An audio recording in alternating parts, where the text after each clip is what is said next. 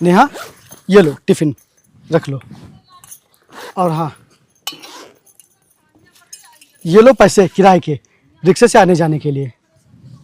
और हाँ नेहा, मैं अब की 2-3 दिनों से देख रहा हूँ तुम्हारे टिफ़िन में खाना रोज़ बच जाता है। मैं जब शाम को बर्तन धुलता हूँ तो देखता हूँ कि रोज़ खाना बच जाता है। तुम खाना ख़त्म क्यों नहीं करती हो? हाँ बताओ। जी वो पढ़ने में ही इतना बिजी हो जाती हूँ कि खाना खाने का टाइम ही नहीं मिलता है। नेहा, मैंने तुमसे कितनी बार बताया है कि पढ़ाई के साथ साथ खाना भी तो ज़रूरी है। अगर तुम सही टाइम पर खाना नहीं खाओगी तो फिर बीमार पड़ जाओगी, कमज़ोर पड़ जाओगी, और फिर तुम पढ़ाई कैसे करोगी? हाँ, इसलिए तुम समय पर खाना ज़रूर खा लिया करो। अच्छा अब तुम जाओ, कोचिंग जाओ, नहीं तो तुमको देर हो जाएगी और मैं भी काम पर जा रहा हूँ। हाँ नेहा, क्या हुआ? मैं कितनी किस्मत वाली हूँ जो भगवान ने आपको मेरा पति बनाकर भेजा। नेहा, तुम ऐसा क्यों बोल रही हो? मैं ऐसा इसलिए बोल रही हूँ कि आप सुबह 4 बजे उठते हैं, सारे जानवरों के लिए चारा पानी करते हैं, पूरे घर की सफाई करते हैं और फिर बर्तन मांजते हैं, खाना बनाते हैं, उसके बाद काम पे जाते हैं। ये सब तो मुझे ही करना चाहिए, लेकिन आप कर रहे हैं। किसके लिए? सिर्फ अपनी पत्नी के लिए। अरे मैंने सिर्फ एक बार आपसे कहा था कि मुझे पढ़ना है, आगे चल के कुछ बनना है, लेकिन आपने एक बार भी ये नहीं पूछा कि क्यों।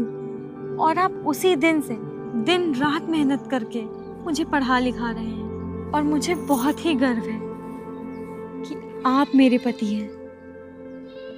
नेहा, तुम्हारे लिए तो मैं खुद को भी कुर्बान कर दूं। अरे ये सब तो बहुत ही छोटी चीज़ है, और मैंने तुमसे कितनी बार कहा है कि तुम ये सब फालतू की बातें मत किया करो। तुम सिर्फ और सिर्फ पढ़ाई पर ध्यान लगाओ, ये सब बातें मत सोचा करो। अपने दिमाग में ये सब बातें मत लाया करो कभी भी, ठीक? और हाँ चलो जाओ, तुम कोचिंग जाओ, नहीं तो तुम्हें देर हो जाएगी और मैं जा रहा हूँ काम पर। जाओ।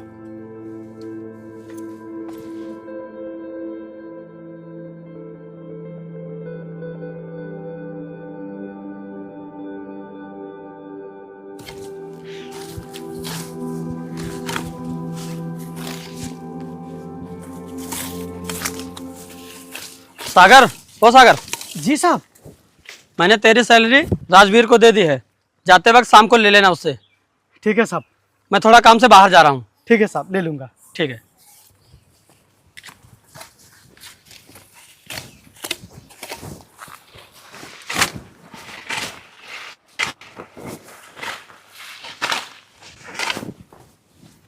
हाँ, हो गया काम? ठीक है ठीक है। और हाँ, वो ज़मीन के सारे कागज़ रेडी कर देना। ठीक साहब, मैंने पूरा काम खत्म कर दिया है, सफाई कर दी है पूरी। अरे तो कर दिया, मेरे सर पे क्यों खड़ा है? घर जाना। अरे साहब, वो बड़े साहब ने कहा था कि जाते वक्त छोटे साहब से अपनी सैलरी ले लेना। मैंने तुम्हारी सैलरी छोटे साहब को दे दी है, तो साहब दे दीजिए मुझे। हाँ, भैया ने पैसे दिए तो थे, लेकिन मैं तुझे अभी पैसे नहीं दूंगा, मैं तुझे अगले महीने पैसे दूंगा। चल जा, अभी निकल यहाँ से। लेकिन साहब, जब बड़े साहब ने पैसे दे दिए हैं तो दे दीजिए ना, और मुझे ज़रूरत भी है। अरे अजीब आदमी है तू, मैंने तुझसे कहा ना अभी पैसे नहीं मिलेंगे, पैसे अगले महीने मिलेंगे। चल जा यहाँ से। नहीं साहब, ऐसा मत कीजिए, दे दीजिए ना, बहुत ही ज़रूरत है साहब। थप्पड़ खा के मानेगा क्या? मैंने तुझसे कहा ना पैसे अभी नहीं मिलेंगे तो नहीं मिलेंगे। चल अभी निकल यहाँ से। लेकिन जब बड़े साहब ने कहा तो फिर। ये क्या बड़े साहब लगा रखा है? यहाँ मैं जो कहूँगा वही होगा। पैसे तुझे नहीं मिलेंगे तो नहीं मिलेंगे। चल अब निकल यहाँ से।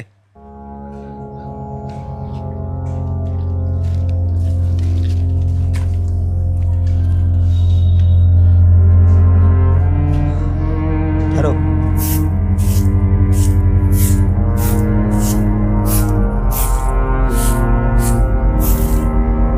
हाँ नेहा, बताओ। वो परसों कोचिंग में फीस जमा करनी है। अच्छा, कितनी है फीस? 10,000 रुपये। अच्छा। और परसों रजिस्ट्रेशन की लास्ट डेट है। अगर रजिस्ट्रेशन नहीं हुआ तो मुझे एग्ज़ाम हॉल में बैठने नहीं दिया जाएगा। मेरी पूरी मेहनत ख़राब हो जाएगी। नेहा, तुम क्यों परेशान हो रही हो? तुम एग्ज़ाम ज़रूर दोगी, समझी?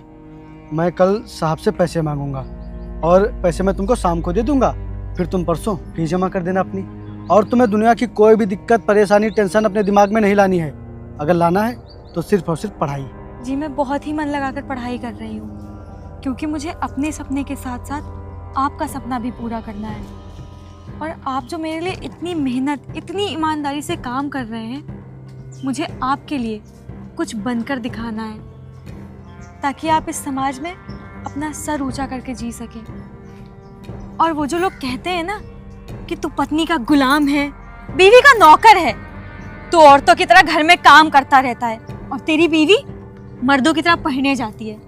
मुझे कुछ बनना है ताकि उन सब की सोच पर तमाचा मार सकूं और उन्हें ये एहसास दिला सकूं कि जो पति अपनी पत्नी का साथ देता है वो बीवी का गुलाम नहीं, एक सच्चा जीवन साथी होता है।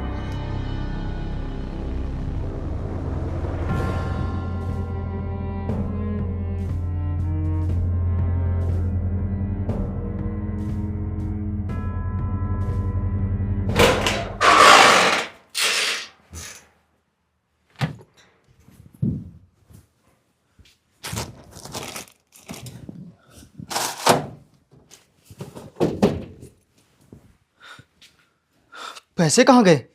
मैंने तो यहीं पे रखा था। कहीं उस नौकर ने तो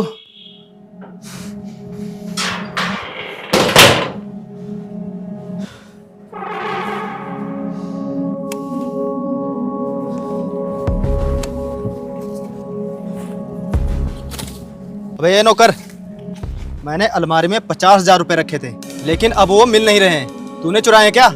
अरे नहीं साहब, आप ये कैसी बात कर रहे हैं? मैं और चोरी? नहीं नहीं साहब, मैं तो ऐसा कभी सपने में भी नहीं सोच सकता। तो फिर वो पैसे कहाँ गए? देख, अगर तूने पैसे चुराए हैं तो चुपचाप बता दे, नहीं तो मैं तुझे मारते मारते तेरा बुरा हाल कर दूंगा। साहब, मैं अपनी बीवी की कसम खाकर कहता हूँ, मैंने कोई पैसे नहीं चुराए हैं, मैंने चोरी नहीं की है साहब। तेरे अलावा और घर में कोई भी नहीं रहता है। अगर तूने वो पैसे नहीं चुराए तो कहाँ गए वो पैसे? बोल। साहब, इस दुनिया में मेरी बीवी के अलावा और कोई भी नहीं है मेरे पास, और मैं उसकी कसम खाकर कह रहा हूँ, मैंने कोई चोरी नहीं की है साहब, कोई चोरी नहीं की है। तू ऐसे नहीं मानेगा। बोल, कहाँ गए वो पैसे? मैं तुझसे कुछ पूछ रहा हूँ। अरे बोल कि ना, बोल ना। ए,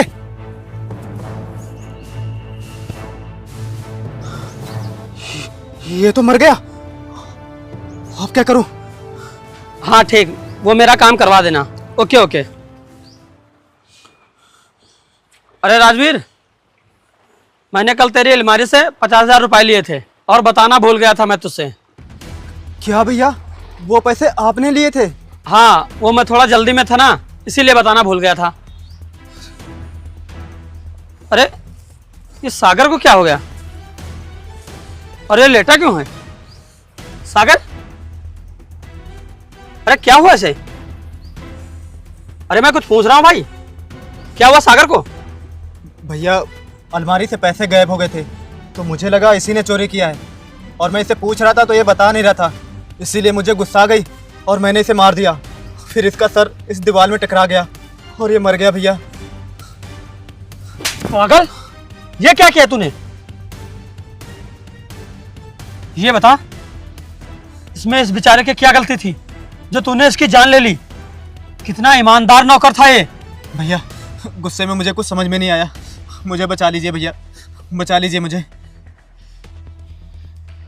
ठीक है, मेरे होते हुए तुझे कुछ भी नहीं होगा। चल इसे जल्दी से ठिकाने लगाते हैं। उठा।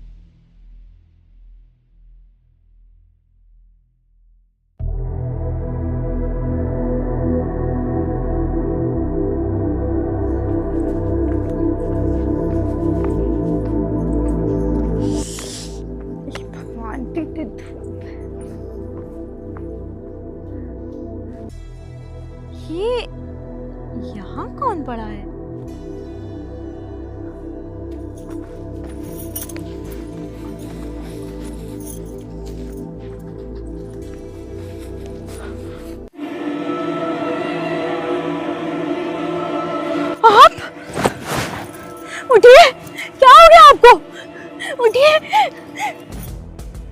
उठिए। क्या क्या हो गया आपको?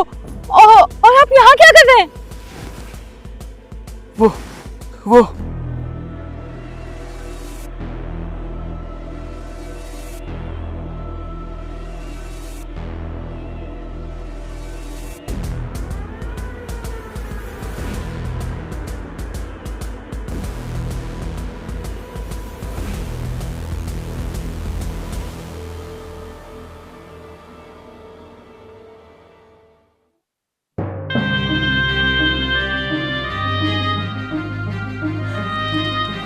नहीं, उठिए, नहीं, उठिए, कोई है।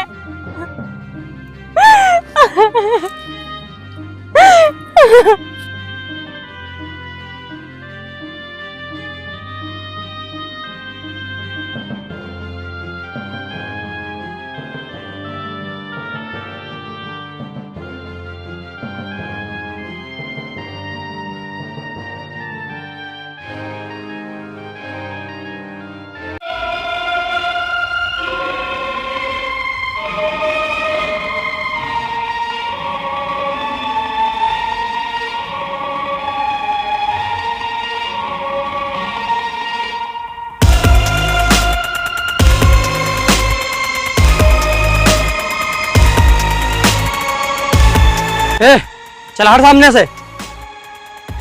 तुझे सुनाई नहीं दे रहा क्या? चल हट सामने से। तुम लोगों ने मेरे निर्दोष पति को मारकर बहुत गलत किया।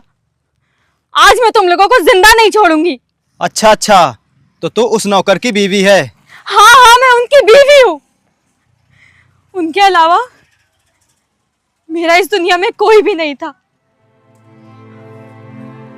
और तुम लोगों ने उन्हें ही मुझसे छीन लिया। आज मैं तुम लोग को जिंदा नहीं छोड़ूंगी।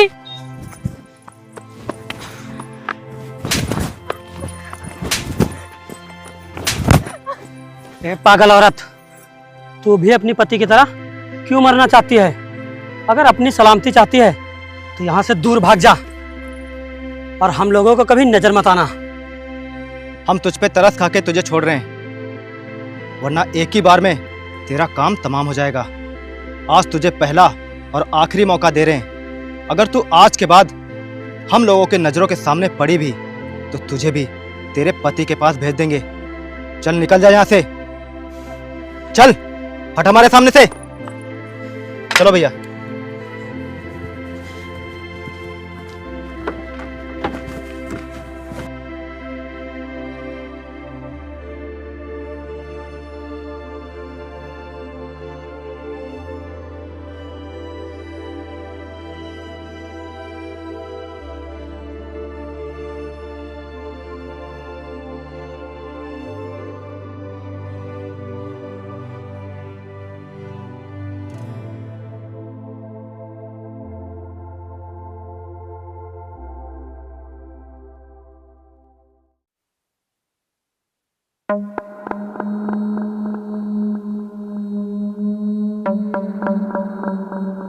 अच्छा अच्छा।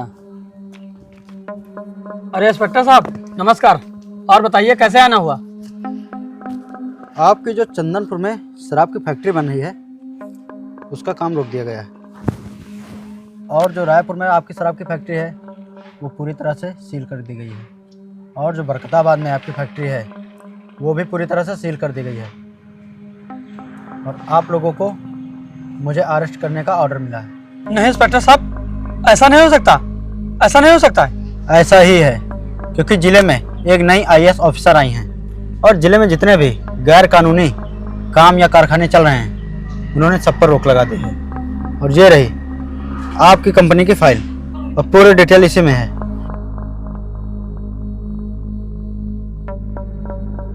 इंस्पेक्टर साहब अगर ऐसा हुआ तो हम तो बर्बाद हो जाएंगे। इंस्पेक्टर साहब आपको कितने पैसे चाहिए? आप पैसे लेकर मामला यहीं रफा दफा कर दीजिए। अब मुझको पैसे देकर कोई फ़ायदा नहीं, क्योंकि अब मेरे हाथ में कुछ भी नहीं है। अब जो भी करेंगी वो आईएएस ऑफिसर ही करेंगी।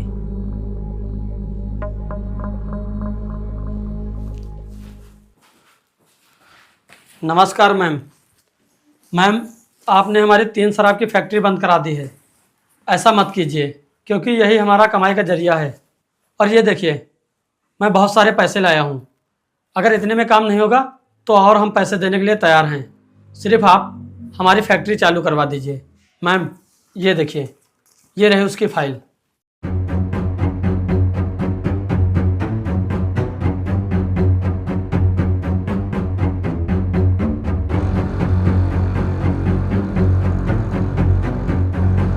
क्या हुआ? तुम लोग मुझे देख के चौंक क्यों गए? अब तुम लोगों का पावर और पैसा भी तुम लोगों को नहीं बचा सकता। तुम लोगों ने उस दिन मुझे जिंदा छोड़कर अपनी जिंदगी की सबसे बड़ी गलती की थी।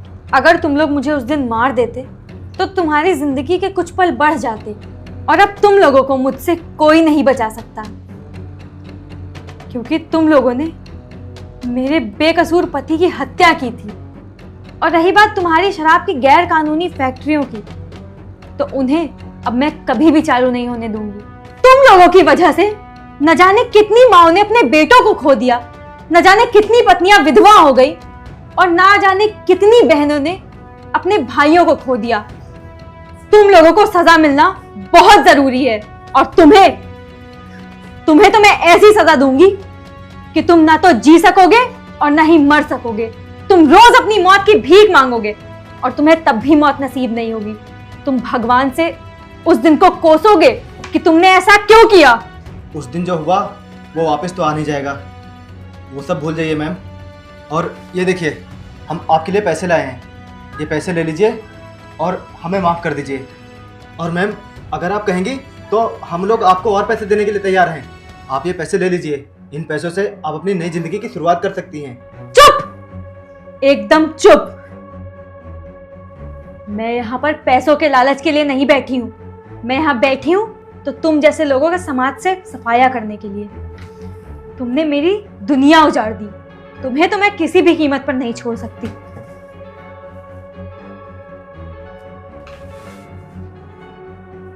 हेलो, हाँ, आप मेरे केबिन में आइए। जी मैम, बताइए। इन दोनों को यहाँ से ले जाओ और जेल में बंद करो। जी मैम। चलो उठो। मैम, माफ कर दो हम लोगों को। माफ कर दो मैम। चल मैम, चल। माफ कर दो।